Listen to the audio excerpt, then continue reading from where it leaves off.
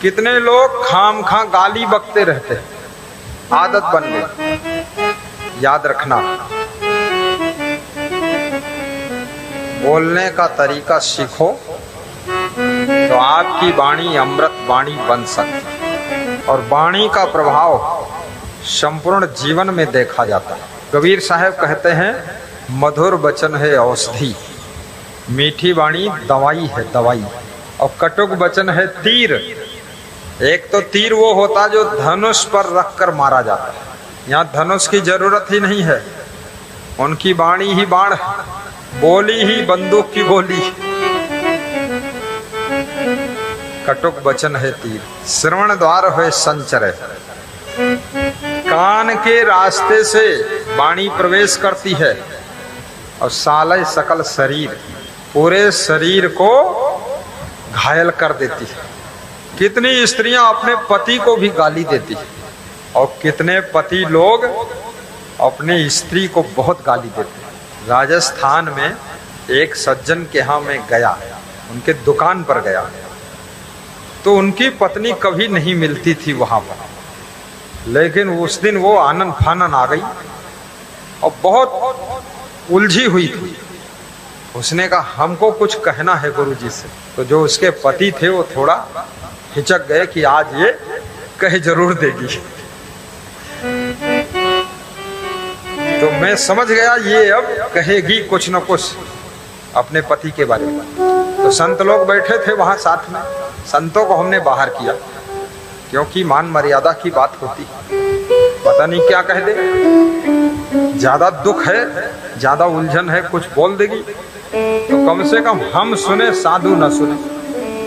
तो सब साधुओं से हमने कहा जल्दी निकलो बाहर तुम लोग, और दरवाजा बंद करो। अब वो पति पत्नी रह गए, तो हमने कहा हाँ माता जी कहो क्या है। बोले जो हमारे पति हैं ये बहुत सी डिग्री प्राप्त किए और इतना गंदा गरियावत है हमका, ऐसे हम नहीं आते हैं दुकान पर, लेकिन हमका पता चलेगा गुरुजी आए रहे तो हम यह बदे आयन है कि तुम्हारी बात मनी है और मनी है कोई की नहीं। बहुत गाली देते हैं, और हमको देते हैं, हमारे मम्मी पापा को भी देते हैं, तो बहुत चोट लगती है। अब गुरुजी इनकी उम्र 50 साल और हमारी 50 साल, अब कम से कम सुधर जाए चाहिए, आप जैसे गुरु मिल गए। तो हमने वो जो पति था उनका, उससे संकल्प दिलवाया कि अब गाली नहीं देंगे। तो उनके पति ने कहा इनका एक चीज और समझा दो, ये घर में जौन काम करी है सब गंदगी फैलाए रहती, यह बदे हम गरिया दी थी। तो उनको समझाया हमने। तो बहुत सालों के बाद इस साल फिर मिले, तो वो पत्नी जो उनकी थी बहुत खुश रहे। तो हमने पूछा आप ठीक है? कहें हाँ, जब से आपने समझा दिया तो हमारे पति देव ने अब तब से गाली नहीं दिया। हमने कहा तुमने को सफाई शुद्धता शुरू किया? बोले हम आपका आदेश हो गया तो 3 बार पोछा लगाते हैं घर में, और पूरा कपड़ा उपड़ा सब सही ढंग से रखते हैं, रजाई गद्दा संभाल के रखते हैं, बर्तन धोकर फिट रखते हैं। अब ये पति देव को कुछ कहना नहीं पड़ता। देखिए हर आदमी शांति चाहता है, लेकिन ये पता लगाओ अशांति हुई कहां से, ये पता कोई लगाता नहीं। अशांति हुई है घर से, और शांति ढूंढत मंदिर में। अशांति हुई है पत्नी से, और शांति ढूंढत वैष्णो देवी से। अशांति हुई पति देव से, और शांति ढूंढत महादेव से। वहां शांति कहां मिली? महादेव को भी हंसी आती कि अपने घर में सुधार नहीं करते, हमरे पास खाम खा हाथ जोड़े खड़े। अशांति का कारण आपका आलस्य भी हो सकता है। घर में अशांति का कारण आपकी लापरवाही भी हो सकती है। आपकी अशांति का कारण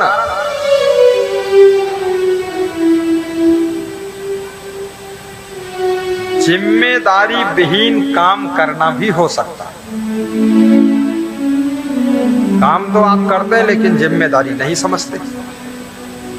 कहीं मोटरसाइकिल चोरी हो रही है, कहीं मोटर चोरी हो रहा है, कहीं दरवाजा खुला छोड़ दे, अंदर चोर आए सामान निकाल ले गए।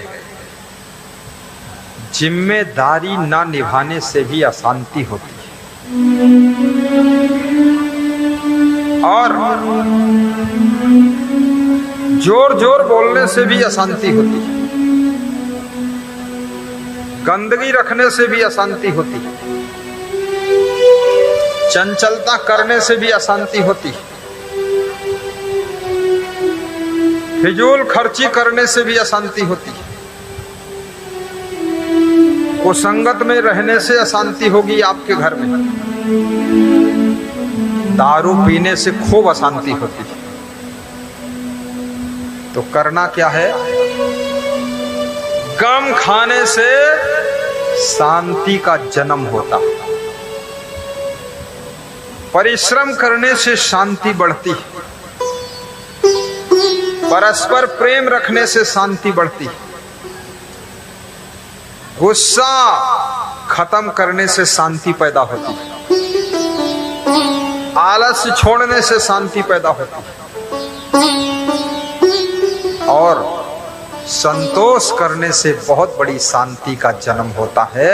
इसलिए आदमी को संतोष भी रखना चाहिए।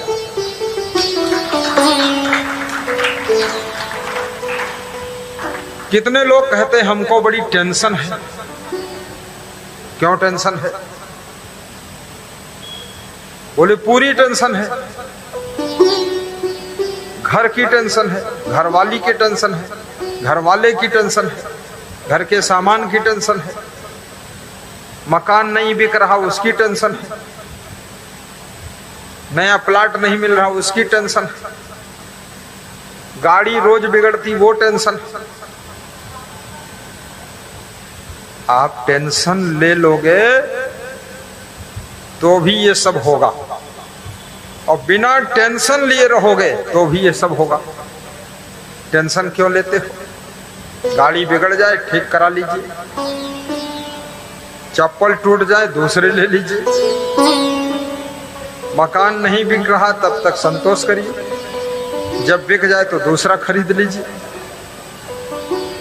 मन में तसल्ली भी होना चाहिए, संतोष भी होना चाहिए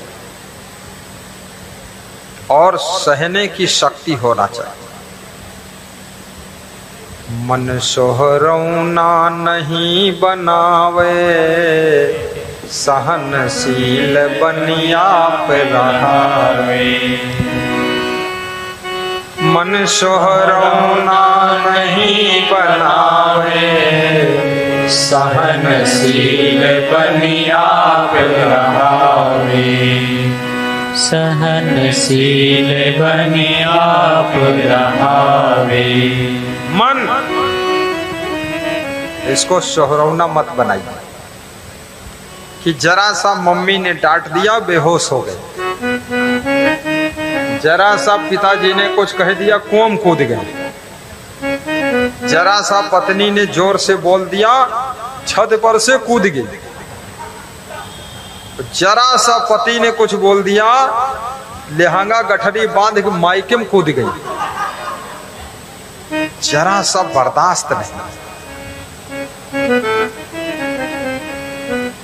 यदि आपके पिताजी कभी डांट दे, मां कभी थप्पड़ लगा दे, तो वीर शिवाजी की कहानी याद करना। वीर शिवाजी ने अपनी मां से कहा था, मां, वीर शिवाजी की माता का नाम था वीर माता जीजाबाई। क्या नाम था? वीर माता जीजाबाई। जिसका बेटा वीर है उसकी माता को वीर माता कहा जाता है, और जिसका बेटा साधु है उसकी माता को संत माता कहा जाता है, और जिसका बेटा भक्त है उसकी माता को भक्त माता कहा जाता है, और जिसका बेटा चोर है उसकी माता को चोर माता कहा जाता है, और जिसका बेटा प्रधानमंत्री है तो उस माता को प्रधानमंत्री की माता कहा जाता है, प्रधानमंत्री की माता कहा जाता है। बेटा, कोई बिरले मां है जो संत को जन्म देती है, महान आत्मा को जन्म देती है, वीर आत्मा को जन्म देती है। तो वीर शिवाजी अपनी मां से बोले, मां, मैं अगर अपने शरीर के चमड़े के जूते बनाऊं और वह जूते तेरे पैर में पहनाऊं, तब भी तेरे कर्ज से मैं पूर्ण नहीं होऊंगा।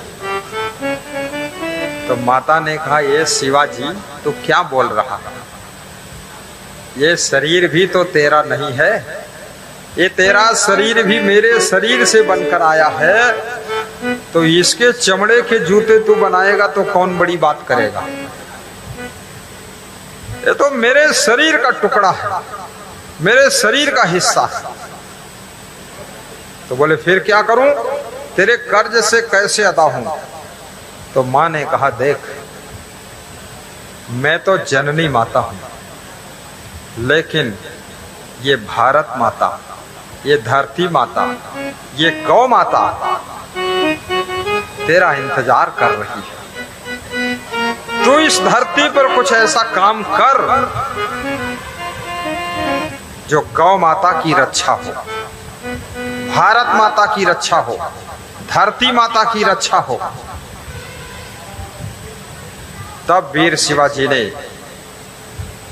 राष्ट्र माता की रक्षा के लिए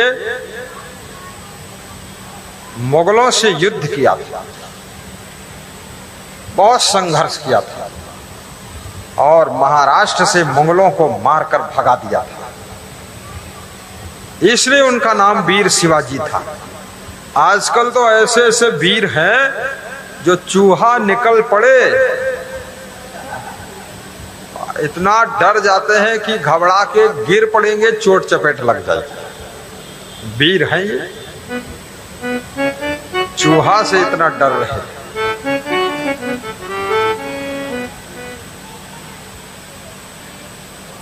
वीर भी बनो, धीर बनो, गंभीर बनो, साहसी बनो, हिम्मती बनो, हिकमती बनो और प्रेमी बनो, सेवक बनो, दानी बनो, निर्माणी बनो,